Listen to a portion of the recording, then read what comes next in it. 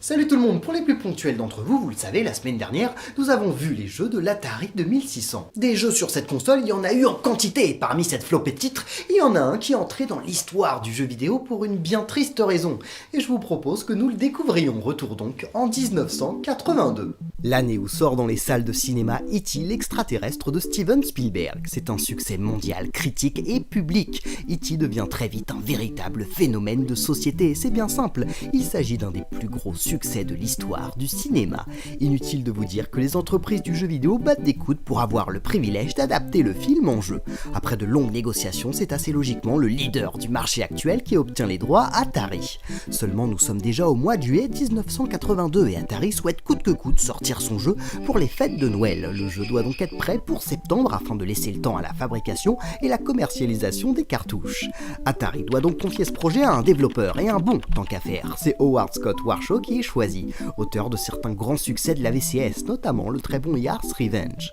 On l'a dit, Howard n'a que 2 petits mois pour développer son jeu. Pas de quoi paniquer, ce sont des délais raisonnables pour un jeu de l'époque. Mais le truc, c'est que le bonhomme est ambitieux, hors de question de faire un énième Pac-Man-like. Non, son but est clair, parvenir à retranscrire les émotions du film dans son jeu. À force de recherche de nombreux travaux préparatoires, les délais se resserrent. Il est finalement contraint de rendre une copie bâclée à la va-vite. On prépare alors une énorme notice pour tenter d'expliquer le jeu aux joueurs. De toute façon, Atari est sûr de son coup. Vu le succès du film, le jeu ne peut que cartonner, peu importe la qualité. 6 millions de cartouches sont fabriquées, le jeu est annoncé avec une campagne marketing ahurissante, dont cette publicité célèbre où E.T., déguisé en Père Noël, vient lui-même insérer la cartouche dans l'Atari 2600. Les joueurs cinéphiles n'ont alors bien entendu qu'une impatience, découvrir ce jeu. Et donc ce jeu, comment est-il? Va bien falloir en parler à un moment. Et pour cela, j'ai décidé d'utiliser des cobayes. Je vous présente Arnaud et Charlotte. Nous allons les confronter à ce jeu qu'ils ne connaissent pas naturellement, et avec eux, nous allons donc analyser E.T. l'extraterrestre. Tu récupères la... Ouais, saute, je sais pas comment on fait pour sauter. croix. Arnaud, en percutant cet élément du décor vert foncé, est tombé dans un gouffre. Les gouffres vont justement être leur calvaire durant toute la partie. C'est trop énervant. J'ai l'impression que je te mets dans un vieux trou et je peux pas en sortir quoi. Ah, tu Ah. vois, je t'avais dit, serre-toi de ton cou. D'accord. Et comment tu fais ça? Oh non, fais gaffe. Ok, il y a un chasseur. On dirait Inspecteur Gadget, quoi. Non. Ok, je suis retombé dans le trou. T'as fait comment pour monter? Je sais plus. T'as pas du tout sur croix, là. Mais là j'appuie sur rien. Mais là je monte. Ok, d'accord. Mais... Je peux essayer? Vas-y, essaye. C'est horrible. Monte. Ah putain. Je comprends rien. Non, mais surtout qu'il y a rien, il y a...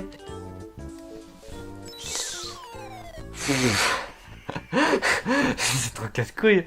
Oui, voici sans doute le bug le plus pénible du jeu sous certains angles, même en sortant, si E.T. a un malheureux petit pixel qui touche encore le trou, ce sera à nouveau la chute. Qu'est-ce Ouais. que je fais, là? Ou alors, non, c'est rond, je crois. Ouais, c'est rond, je crois. Non. Mais pourquoi il me saoule, ce mec? Mais pourquoi il y a une flèche bleue qui me dit de monter et ensuite de descendre? Faut savoir. Ah, faut qu'ils se rencontrent, les deux. Ils vont tomber amoureux, ils vont nous lâcher. Comme ça, là. Rentre dans la Vas-y, maison, toi. Essaie de trouver une sortie. Voilà. Ah non. Ah merde. Oh non, mais c'est trop chiant. Mais Ah, je peux rien faire, c'est pas possible. Comment t'as fait? en fait. Ah putain. Mais qu'est-ce qui se passe? Pourquoi on tombe? Ce jeu est énervant, je le déteste.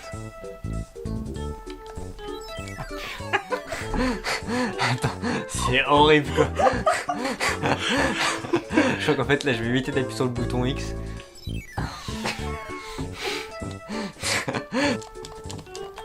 Mon Dieu. Voilà. Mais c'est quoi ces chiffres en dessous là? En effet, des chiffres défilent en bas de l'écran, il s'agit en fait de l'énergie d'E.T. qui diminue à chacun de ses déplacements. T'es dessus, tu tombes et t'es... Ah, faut Ok. pas aller dans les trous en fait, non?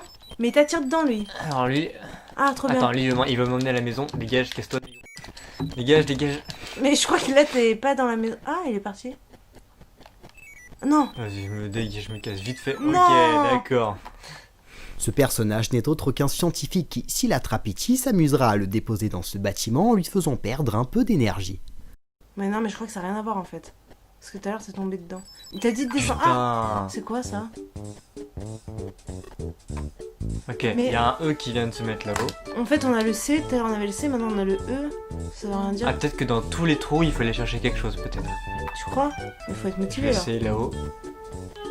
Tu vois, ok, d'accord. Sans le savoir, Arnaud est parvenu à comprendre le but du jeu. Il y a en effet 3 pièces cachées dans différents trous qui doivent donc être récupérées pour reconstruire le téléphone d'E.T. afin d'appeler son vaisseau pour qu'il puisse rentrer chez lui. Et je pense que dans les trous, il faut aller chercher des trucs. Tu penses? On n'est pas sorti de l'auberge? Bon, alors dans celui-là, il y a rien. Vas-y, Putain, c'est super lourd, quoi. du trou, tu te mets, tu peux tomber.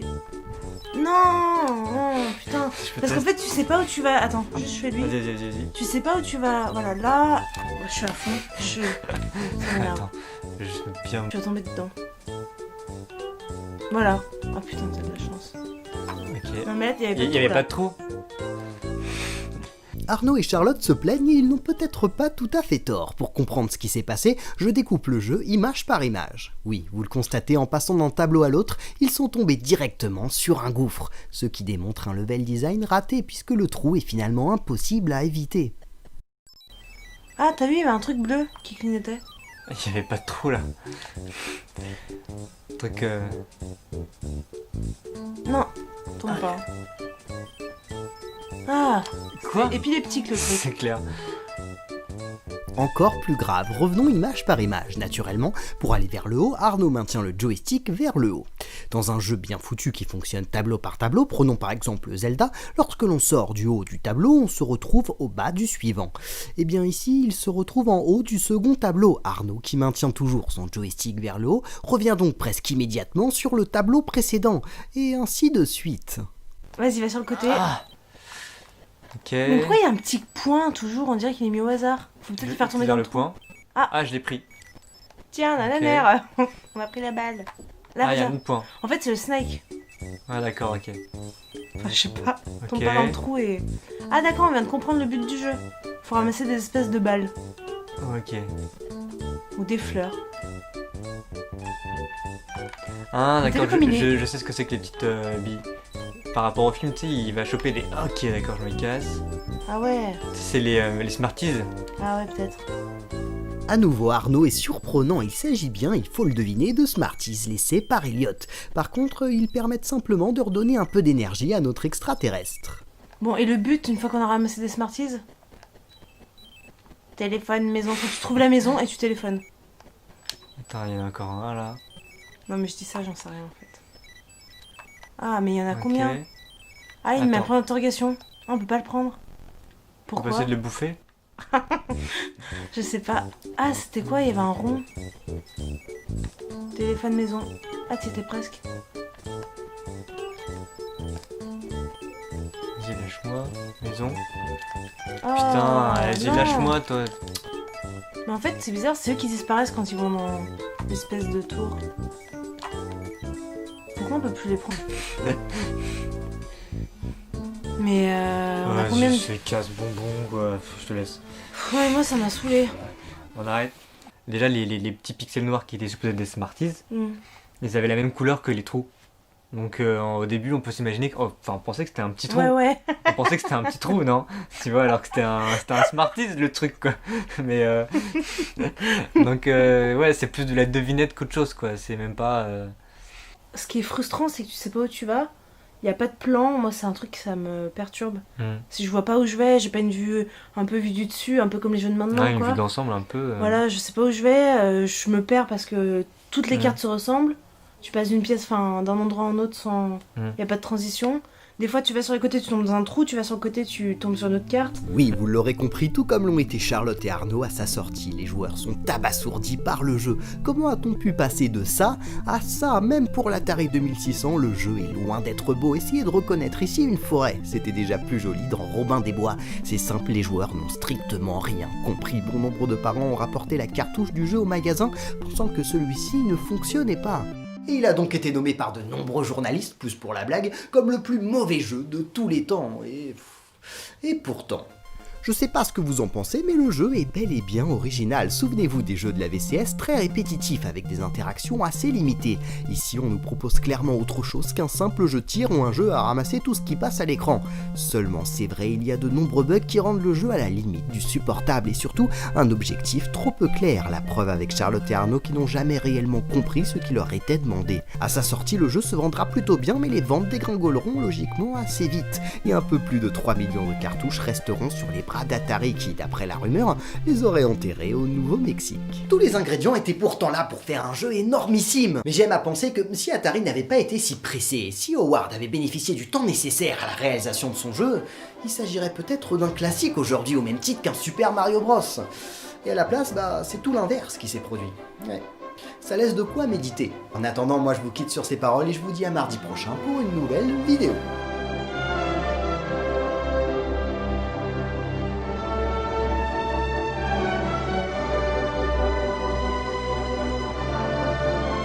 Mais je pense, après, peut-être que les gens de l'époque, quand ils y jouaient, tous les jeux étaient un petit peu, voilà, au niveau, enfin, tout était pixelisé, il y avait peu de couleurs, donc ils étaient peut-être plus habitués un petit peu à avoir des surprises, quoi. Je sais pas. Ça fait un peu genre, c'est genre le vieux papy qui parlait de toute l'époque.